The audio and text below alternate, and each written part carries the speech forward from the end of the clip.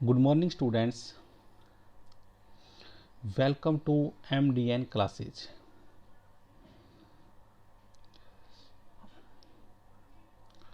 आज हम plus two class history के थर्ड लेसन के बारे में डिस्कस करेंगे, उसके पार्ट 1 के बारे में, लेक्चर 1 के बारे में। इसमें 3 पार्ट्स हैं। ये सभी के सभी पार्ट्स विदाउट किसी हेल्प बुक के लिए हुए से ओनली बुक से ही बनाए गए हैं। कभी विद्यार्थी ये समझें कि हमारे गाइड में नहीं है ऐसा कुछ लिखा हुआ, लेकिन आपको ऐसा कुछ नहीं मिलेगा जो आपकी बुक्स में ना हो, आपके सिलेबस में ना हो। सिलेबस से अधिक कुछ नहीं बनाया। जैसे कि आप देख रहे हैं, हमारा चैप्टर 3 है हिस्ट्री का, उसका नाम है बंधुत्व, जाति तथा वर्ग। बंधुत्व, जाति तथा वर्ग। इसका आरंभिक समाज लगभग 600 ईस्वी पूर्व से 600 ईस्वी तक का माना गया है।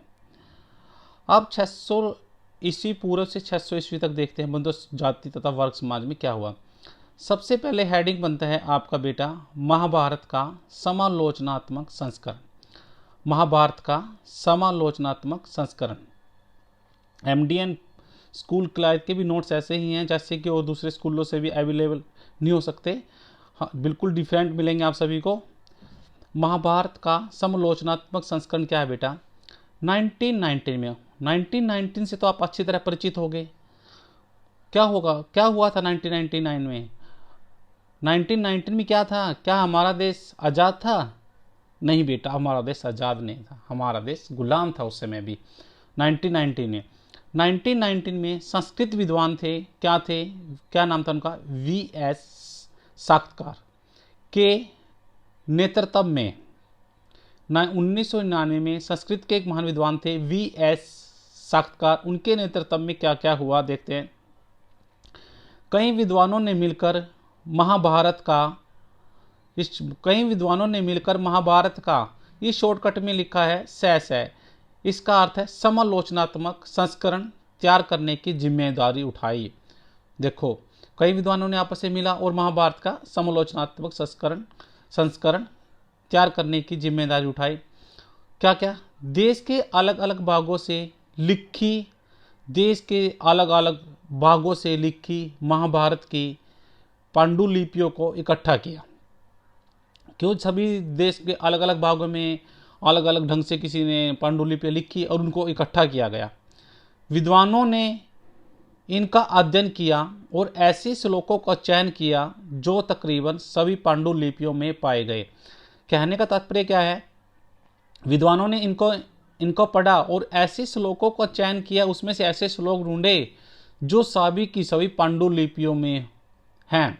उनमें सोचा कि अगर आप दोबारा से लिखेंगे तो इम्पॉसिबल था, तो उन्होंने क्या किया, जो पांडुलिपि इकट्ठी की उनमें से ऐसे श्लोकों का चयन किया जो सारी की सारी पांडुलिपियों में से मिलते थे। उन्होंने उन पांडुलिपियों से श्लोकों को उठाया और उसका चयन किया। और इसके बाद क्या हुआ? इसे पूरा करने में कितने ईयर लगे? 47 साल लगे, जैसा आप देख भी रहे हैं। इसे पूरा करने में लगभग 47 साल लगे। क्यों लगे? 13,000 पेजों में फैले कई ग्रंथ खंडों में प्रकाशन हुआ। 13,000 पेजों में पहले कई ग्रंथ खंडों में प्रकाशन। उसका कहने का तात्पर्य क्या है? क्यों 13,000 पेज एक बुक में तो लिखे जाते नहीं, इसलिए उन्होंने क्या किया, इसके प्रकाशन के लिए पार्ट 1, पार्ट 2, पार्ट 3, पार्ट 4 ऐसे भागों में इसको बांट दिया गया। ऐसे इसको खंडों में लिखा गया। कितने पेज थे बेटा? 13,000 पेजों में। अब आती है बात बंधुता एवं विवाह। बंधुता या विवाह का अर्थ क्या था? परिवार। आपको सभी को पता है परिवार क्या है? एक ही परिवार के लोग भोजन और दूसरे संसाधनों को आपस में बांटकर प्रयोग करते थे। देखो, एक परिवार है, जैसे आप पहले देखते थे, आजकल भी है, बहुत सारी फैमिली है। बहुत सारे परिवारों में क्या होता है, एक ही परिवार में रहते हैं, उसके ताऊ भी, चाचे भी, सभी रहते हैं। और सारे क्या करते हैं, जो उनके घर में व्हीकल है, जैसे कि 12 मेंबर हैं, 2 मोटरसाइकिल, सारे आपस में बांटकर ही प्रयोग करते हैं। उसी को परिवार का नाम दिया गया है। जैसे एक साथ रहते थे, अनुष्ठान करते थे, अनुष्ठान मंदिरों में जाते थे, पारिवारिक रिश्ते थे, रक्त संबंध माने जाते थे, अर्थात ब्लड का रिलेशन होना। जैसे एक पिता है, पिता के बाद पुत्र है, पुत्र के बाद उसका पुत्र है, ये सारे ब्लड का रिलेशन था, उसको रक्त संबंध परिवार भी माना जाता था। कुछ परिवारों में चचेरे भाई बहन की रक्त संबंध माना गया। कुछ परिवार में ऐसा था जैसे कि ताऊ चाचे थे, और ताऊ चाचे के बाद उनके जो पुत्र थे या पुत्री थी उनको भाई बहन माना जाता था, उनको भी रक्त संबंध माना जाता था। अब बात करते हैं पितृवंशिक व्यवस्था के आदर्श। पितृवंशिक, सबसे पहले तो आपको पता होना चाहिए बेटा पितृवंशिक का क्या अर्थ है। आप समझ लीजिएगा पितृवंशिक वंश, जैसे पिता, पिता के बाद पुत्र, पुत्र के बाद पुत्र, पुत्र के बाद पुत्र, ऐसे ही वंश चलता रहा, उसको ही पितृवंशिक का अर्थ दिया गया है। पितृवंशिक हमारे देश में पहले से ही मौजूद थी, जैसे कि आप देख भी रहे पितृवंशी क्या है, हमारे देश में पहले से ही मौजूद थी। जैसे हमने बताया पितर का पिता, पिता के पुत्र, पुत्र के बाद पुत्र। उस समय कुरुवंश बहुत इंपॉर्टेंट, आप इसको नोट, कुरुवंश पांडव और कौरव। क्वेश्चन आता है पांडव और कौरव कौन से वंश के थे बेटा, कुरुवंश के थे। किसके थे, कुरुवंश। पांडवों और कौरव में क्या हुई, लड़ाई। किसको लेकर हुई, किसको, भूमि तथा सत्ता को लेकर, भूमि तथा सत्ता को लेकर पांडवों की जीत हुई। बहुत सारे विद्यार्थी अलग अलग सोचते हैं कि जो महाभारत है उसमें लड़ाई किस चीज को लेकर हुई, लेकिन भूमि तथा सत्ता को लेकर किसकी जीत हुई, पांडवों की जीत हुई। और जीत लेने के बाद उत्तराधिकार को पितृवंशीय घोषित किया गया। जब जीत ली उसके बाद उसको जो उत्तराधिकार था उसको पितृवंशीय घोषित किया गया।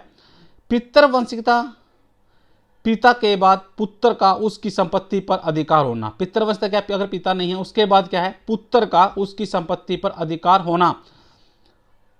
अगर कभी पुत्र न हो, अगर कभी पुत्र न हो, by the way by chance पुत्र न होने पर तो भाई को उत्तराधिकारी बनाया जाता था। अगर कभी पुत्र ना हो और कभी बेटा भाई भी ना हो तो उसका जो संबंधी था उसको भी उत्तराधिकारी बना सकते थे, जैसा आप लोग देख भी रहे हैं। उसके बाद बात आई विवाह के नियम की। विवाह दो के नियम आए उसमें, एक था अंतःविवाह पद्धति, दूसरी थी बहिर्विवाह पद्धति। जो अंतर्विवाह पद्धति थी वो थी गोत्र के अंदर। गोत्र के अंदर, गोत्र के अंदर का अर्थ क्या है, ये लोग ये ऐसे थे जो अपने गोत्र में ही विवाह कर लेते थे, अर्थात अपने गोत्र के अंदर ही पता विवाह कर लेते थे। और दूसरी थी गोत्र के बाहर। अब कुछ विद्यार्थियों को ये नहीं पता होता कि गोत्र क्या है। गोत्र जैसे आप लोग भी समझते हैं, जैसे कि हम अपना सर नेम लगाते हैं वो मिलाते थे, लेकिन जो अंतःविवाह पद्धति थी वो गोत्र में ही विवाह कर लेते थे, लेकिन जो बहुविवाह थी वो गोत्र के बाहर होती थी। Thank you, have a good day. आपको अच्छे से समझ आ गए होगा सभी विद्यार्थियों को, इसलिए सभी विद्यार्थी हिस्ट्री का पार्ट 1 लेसन चैप्टर 3 को एक अच्छे से देख भी लें और अच्छे से इंपॉर्टेंट पॉइंट्स के लिख भी लें। जो चीज़ हमने पढ़ी है एक बार हम फिर रिवाइज कर लेते हैं, क्यों, थोड़ा काम है, अब थोड़ा जल्दी से सीखेंगे। महाभारत का समालोचनात्मक संस्करण पढ़ा आपने पहले 1999 में। उस समय क्या था, हमारा देश भी गुलाम था। संस्कृत विद्वान थे कौन से, वी.एस. सावरकर के नेतृत्व में बहुत सारी पांडुलिपियाँ इकट्ठी की गई। पांडुलिपि से उन श्लोकों को उठाया गया और उन श्लोकों को उठाने के बाद उन श्लोकों का चयन किया गया। और इसको लगभग लिखने में कितना साल लगे बेटे, लगभग 47 ईयर्स लगे। और इसको 13,000 पेजों में फैले गए ग्रंथ को खंडों में प्रकाशन किया गया, अर्थात इसको खंडों में बांट दिया गया। इसके पार्ट 1, पार्ट 2, पार्ट 3 ऐसे इसको बना दिया गया। उसके बाद आया बंधुता एवं विवाह। परिवार, परिवार क्या होता है, एक ही परिवार के लोग भोजन और दूसरे संसाधनों को आपस में बांटकर प्रयोग करते हैं। अर्थात क्या होता है, उस समय अपने खाने में क्या है, 2 रोटी भी है परिवार में, तो हम 2 रोटी को सभी में बांटकर खाते हैं, उसी का नाम परिवार दिया गया है। परिवार क्या करते थे, एक साथ रहते थे, अनुष्ठान मंदिरों में जाते थे। पारिवारिक रिश्ते क्या था, हमारा ब्लड का रिलेशन होना, ब्लड का रिलेशन को पारिवारिक रिश्ते हैं। और कुछ परिवारों में चचेरे भाई बहनों का भी रक्त संबंध माना गया है। उसके बाद हमने पढ़ा था पितृवंशिक व्यवस्था के आदर्श। पितृवंशिक हमारे देश में पहले से ही मौजूद थी। कुरुवंश, पांडव, लड़ाई, कुरुवंश, पांडव और कौरव दोनों क्या थे, कुरुवंश के थे। कुरुवंश दोनों में क्या हुई, लड़ाई हुई। और भूमि और सत्ता को लेकर किसकी जीत हुई, पांडवों की जीत हुई। और जीत लेने के बाद उत्तराधिकारी को पितृवंशीय घोषित कर दिया गया। और पितृवंशिकता पिता के बाद पुत्र का उसकी संपत्ति पर अधिकार होना। यदि कभी पुत्र न हो तो भाई को भी उत्तराधिकारी बनाया जाता था। अगर भाई भी ना हो तो उससे कोई रिलेशन संबंधी को भी उत्तराधिकारी माना जाता था। उसके बाद आया विवाह के नियम, अंतः विवाह, बहिर्विवाह, गोत्र के अंदर कुल, जाति और गोत्र के बाहर विवाह। इससे आगे हम कल पार्ट 2 में पढ़ेंगे। एक बार फिर से आप सभी का धन्यवाद।